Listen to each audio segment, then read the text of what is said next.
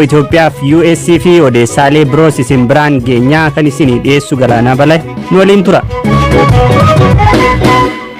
Naannoo Oromiyaa fi Affaar keessatti balaa lolaa lagdi Awaash guutee dambali'uun mudateen namootni kumoota hedduun lakkaa'aman qe'ee isaaniirraa buqqa'uu waajjirri misooma yaa'aa Awaash himuu FBC'n gabaaseera.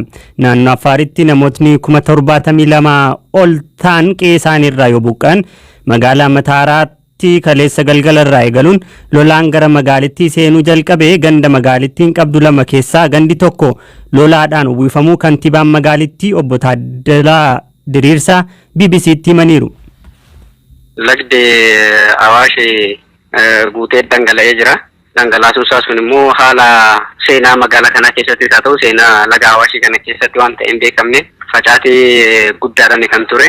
Amma danda'ametti karaa guddaa ta'een daayikiin guddaan hojjetameeti hawaasa irraa qabamatti kan inni ture. Haa ta'uti garuu bishaan galgala edaa keessattuu amma bishaan hidhaa qooqarraayis gadhiifamuun dabalate galaanni guddaan dhufee magaalaa ganda Haroo Addii jedhamtu guutuun guututti kan inni nyaatee jiru. Hawaasni magaalaa kana keessa jiru aga nama 20,000tti kan inni ta'u. Kan magaalaa kanatti jiraatu yeroo ammaas guutuun guutuutu keessaan baafne amma keessaa baasati kan jirru hawaasa kana Mataara irratti ganda dirree gubburatti baasaa jirra. Isaanuma kana bakkeen garaagaraa qabsiisaa jirra. Akkasumatti dhangalaatti akkasii osoo hin ta'in balaa guddaadha jechuudha kan inni qaqqabsiise. Gandoota lamaan wal quunnamsiisu akkasumallee darbee warshaa sukkaara Mataaraa ta'u asiin godina Harargee lixaa asiin naannoo godina Arsiitiin kan wal quunnamsiisu karaa guddaatu jira. Almost all garaan sunis tajaajilaan ala ta'ee jira jechuudha. Yeroo ammaa kanatti kanallee nyaatee balleesseeti kan inni jiru. Ammallee immoo humni bishaanichaa yeroo ammaa kana siin ilaalamu humni bishaanichaa dabalaati kan adeemaa jiru. Facaatiin isaallee akkasuma bal'achaa jira. Harri basaqaa immoo akkasumatti dabalee jira bishaan ammas. Harri basaqaa kan ganda dirree gobbuu ittiin daangeessuu fi ammas ganduma amma nyaatame ganda Haroo Addii kanaaf dirree gobbuu walakkaatti kan argamu innis yeroo ammaa kanarratti karaa guddaa ta'een jechuun hin danda'ama karaatti nyaatee jira. Yoo akka ta'e ammas bishaan kun lamaan kan wal tuqan ta'e magaalicha akka waliigalatti karaa nyaachuutti illee haala inni itti adeemuu danda'u hin jira jechuudha. Amma ammaatti magaalattii lafa bal'ina magaalattii irraa hagamtu miidhame jechuun danda'ama. Almost all ganda tokko guutuu fudhatee jira. Ganda meeqa qabda? Magaalaan ganda lama kan inni qabu. Ganda tokko keessayyuu aga nama 20,000tti kan jiraatu kan inni qabu. Almost gandi Haroo Addii kun nyaatamee jira jechuudha. Guutuun guutuutti fudhatameeti kan inni jiru. Daballee ammas lafti gara kiiloomeetira 2 walakkaatti kan siqu immoo gandoota kana lamaan walakkaa jira. Isa immoo akka jirutti immoo yeroo ammaa kana kan nyaachaa jiru hara basaqaatu nyaachaa jira. Muusaa kana daandii kana kan fudhachaa jiru immoo hara basaqaata gidduu kana. Hundaa ol wanti nuti aga ammaatti gaariidha jiru bara lubbuu namarra akkasitti eenyuudhaan qaqqaben jiru.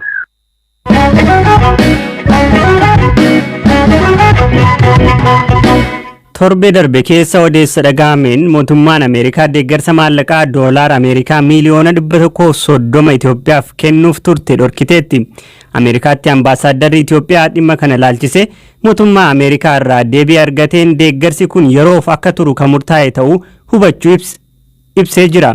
Baankiin addunyaas deeggarsa maallaqaa biliyoona 2 Itoophiyaaf kennuuf ture dhorkeeraa oduun jedhu dhaga'amaa jira. Dameen baankii addunyaa kan Itoophiyaatti argamu garuu dhaabbatichi haaluma baratameen Itoophiyaa deeggaruu itti fufaa jedheera. Ofii odeeffannoon kunniin waa'ee hariiroo alaa Itoophiyaa maal himu jechuun dippiloomatii olaanaa Ameerikaa duraanii kataan ambaasaadar Fissaa Asgadoomiin gaafannee kana jedhan.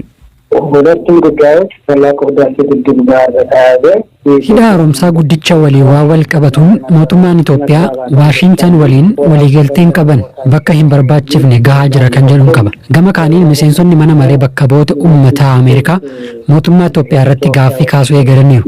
Mootummaan federaalaa guyyaa 60 keessatti deebii akka kennuuf gaafataniiru. Kanaan dabalataanis haalli Itoophiyaa keessa jiru isaan yaaddessaa jira. Ifatti bahanii dubbachuu baatanis paartiin badhaadhinaa dhaabbilee mormituu waliin haasa'uu fi mari'achuu qabaa yaada jedhu cimsuutti jiru. Kanaaf lachanuu baankiin addunyaas mootummaan Ameerikaas gammachuu akka irraa hin qabne kan ibsu ta'uun hubadha. Haasaa dippiloomaasiiti. Hojicha keessan ture. Ambaasaaddarri tokko Waashintan taa'ee haga dhumaatti nu dhoowwachuuf murteessaniiru jechuu hin danda'u. Akkan anis hubadhutti mootummaan Ameerikaa kan jechuu danda'u isin irraa wanti eegnu jira. Guyyaan sun yoo dhufu maallaqichi gadhiifamuu danda'a. Amma garuu adeemsa siyaasaa jiruun gammaduu mitiidha.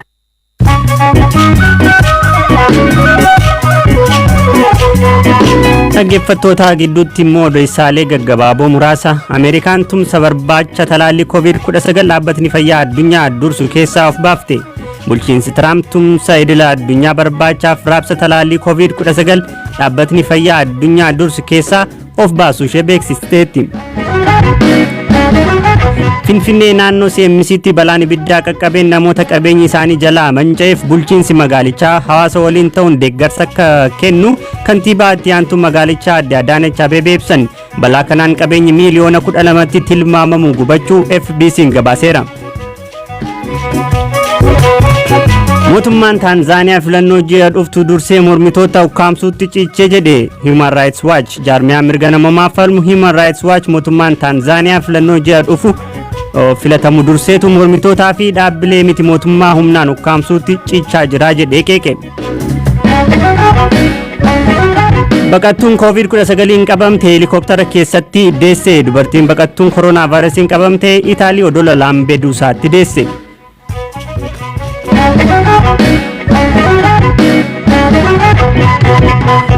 Odeessa keenya itti aanuun lammiileen Itoophiyaa kumaatamaan lakkaa'aman manneen hidhaa Saawudii Arabiyaatti dararamaa akka jiran dhaabbileen mirga namoomaaf falman himaa turani. Naannolee Itoophiyaa garaagaraa irraa karaa Yemen gochuun Saawudii seenuun jireenya isaanii jijjiiruuf warreen yaalaa turan keessa irra jireessi hojii osoo hin argatin mana hidhaatti ka seenan yoo ta'u haalli isaan keessa jiran yaaddessaa ta'utu himama. Lammiileen kunniin haala itti jiran bal'atu bulbulaatti himaniiru. Yaadataa Biraanuutu isiniif dhiyeessa.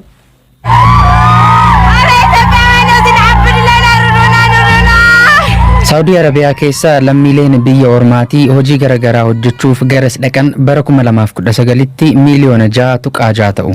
Namoota kana keessaa harki caalaan biyyoota kibba Eeshiyaa irraa kan dhufan yoo ta'u, biyyoota gaanfa Afrikaa keessumaa Itoophiyaa irraas hedduun isaanii jiraachuutu ibsama. Mootummaan Saawudii namoota seeraan ala biyya ishee galan bara 2013 adamsuu eegaltus erga weerara COVID-19 booda ammoo hojjettoota Itoophiyaa kumaan lakkaawwaman biyyatti deebisuu eegaltee jirti. Itoophiyaan namoota kumaatamaan deebi'aa jiran kana simachuutti rakkattee turte. Dhiibbaa dhaabbileen idil addunyaa mootummaa Saawudii irraan gahaniin lammiileen Itoophiyaa kun yeroodhaaf achuma buufataalee garaagaraa keessatti akka tursiifaman godhameera jedha dhaabbatni sabaa himaa The Telegraph. Namoota dhaabbatichi dubbise keessaa tokko badiin koo biyyaa ba'uu qofaa akka bineensaattan ilaalamaa guyyuudhaan na reebuu karaa nasii ba'aniin jiru taanaan of ajjeesuun yaadaa namootni tokko tokkos kana godhaniiru jechuudhaan natti dubbatee jedha qorataan dhaabbatichaa Will Brown BBC'tti yoo dubbatu. Lammiileen manneen hidhaa jiizaan jiran haala keessa jiran akkas jechuudhaan BBC'tti himanii jiru. Maqaan kiyya Ashrafaa Saanee bakka jiru kana jiizaan. Baatii meeqa turtee jirta? Baatii 5. Maal fakkaatamee jiruun bakka amma jirtu kana? Wallaahi waan mudatu jiru rakkoo addaan numaratutu tiira jee. Asitti bishaan hin argannu zubaala nu jalaan fuudhanii uffata hin qabnu saabuna hin qabnu bakka waan jee siifumuu hin qaban yoon siimee bakka mataa kiyya kana wallaahi tikikkilli dalagee siimuu danda'u. Hussein Muhammad. Hussein amma eessatti argamta maal keessa jirta mee naa ibsita haala keessa jirtu gabaabumatti? Akkana argamnu mana hidhaa jiizaan keessa jiru. Yoom achi galtan yoom si geessan achi? Warri luloo baatii jaaf gahanni jiranii warri iyyaa torbaas ni gahanni jiranii luloo baata dhufne baatee afurtoo enya. Nama meeqa taatu isin achi keessa kan jirtan? Kan mana takka keessa jirru filaanii nama 300 fi 60 keenya jirra. Garuu nama hidhaa jiizaan kana keessa jiru walumaa galatti gara 5,000 Isichi hin jiru. Nyaannis qulqulluu miti. Daa'immanii fi dubartoonni ulfaallee ni jiru. Hawwan ulfaa reebichaan ulfirraa bu'e. Warreen dahan ammoo ijoolleen isaanii bakka gaan kan hin beekamne jiru.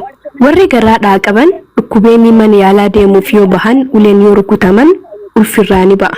Hiriyyaan tiyya takka mana yaalatti erga deette booda mucaan isii eessa akka jiru hin beekamu. Yeroo koomaa keessaa dammaqxee daa'imni kiyya meerree jetti du'eera jedhanii itti himan.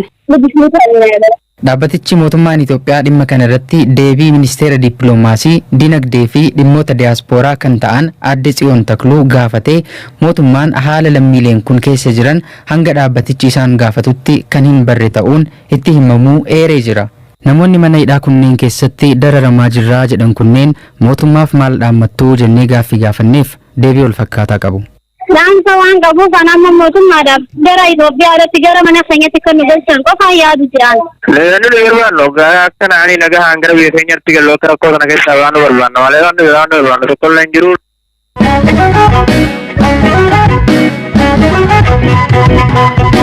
Galmee qorannoo duraa obbo Jawaar Mohaammed fa'aa irratti abbaan alangaa ragaalee namoota 15 dhaggeessifachuuf karoorfatee kan ture yommuu ta'u isaan keessaa 4 jecha isaanii akka hin kennine har'a beeksiseera. Obbo Baqqala Garbaa fi Hamzaa Booranaa iyyannoo isaanii mana murtiif dhiyeessaniiru.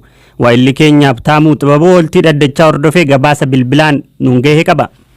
Galmee qorannoo duraa obbo Jawaar Mohaammed fa'aatiin manni murtii federaalaa sadarkaa jalqabaa dhaddachi ramaddii araadaa guyyaarraa ragaalee abbaa alangaa lama dhaggeeffateera. Jechi ragaalee dhagahamuu osoo hin eegaliin dura Hamzaadhaan yookaan Hamzaa Boranaa jedhamuudhaan kan beekaman har'a yeroo dhumaatiifin dubbadha jechuudhaan iyyata isaanii dhiyeessaniiru. Innis ololli gama miidiyaatiin nurratti adeemsifamaa jira. Yakka nuyi hin raawwanneen maqaan keenya badaa jira. Yaaddoo nageenyarraa kan ka'es maatiin keenya mana jijjiiraatti kan isaan jiraachaa jiranii kan jedhu dubbataniiru. Miidiyaalee biyya keessaa fi biyya alaa jechuudhaan dubbataniiru. Akkasumas barruun fitih jedhamu maqaa dha'uudhaan dubbataniiru.